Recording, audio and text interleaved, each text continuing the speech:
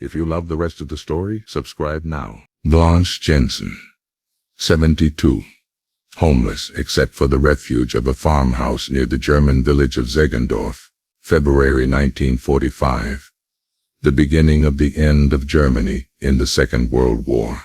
And the Russians are coming. The Russians are swarming through the German countryside, looting homes, brutalizing villagers and farm families. And yet, the farmhouse where the widow Jensen has sought refuge will be spared the rampaging victors. But what awaits any Russian soldiers who might happen to pass by is what you might call a scarecrow. A scarecrow sewn together by Blanche Jensen. You see, Mrs. Jensen and her physician husband were American citizens. They were living in the German city of Dresden. Dr. Jensen died during the war. Blanche, elderly and alone, was still there when Dresden burst into flames. Not even the Nazis, the masters of the inconceivable, not even they could conceive of an Allied air attack on that glorious city. Defenseless, tactically irrelevant, Dresden had been known for centuries as a world capital of elegance, a showplace of priceless art treasures and splendid architecture. Not to mention, the birthplace of some of the world's finest and most famous china.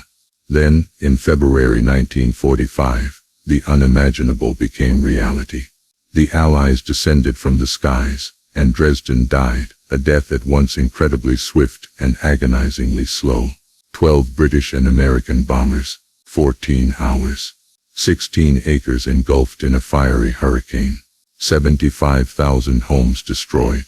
An estimated 135,000 lives lost, twice as many as died at Hiroshima.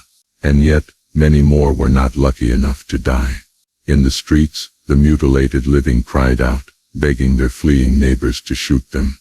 Rescue vehicles bound for the countryside refused to accept any animal, no matter how small. And so, hundreds of beloved pets were put to death, so that their masters might be spared. It was on one such rescue vehicle that 72-year-old Blanche Jensen was transported to safety after 48 hours of huddling in the ruins of Dresden.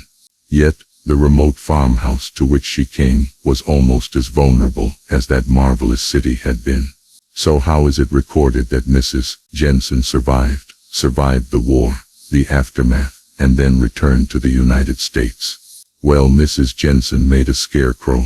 She sewed it together from the clothing of fellow refugees, one woman's flannel nightgown, another woman's apron, and the scarecrow worked. It kept at bay the notorious victorious Russians who otherwise would surely have ransacked the farmhouse, and perhaps worse. In fact, the farmhouse where Mrs. Jensen stayed developed such a reputation for security that soon families from neighboring farms were seeking Blanche to safeguard their most valued possessions. The homemade scarecrow was spared also. It was handed down to Blanche's daughter, who now prizes it above all that she has. And maybe it is a special prize on this particular day. Today you see what the resourceful Mrs. Jensen had manufactured on an old treadle sewing machine, from a despised red Nazi banner, a white flannel nightgown, and a blue kitchen apron. And then displayed above her farmhouse door was Old Glory. That's right, the American flag. Now you know the rest of the story.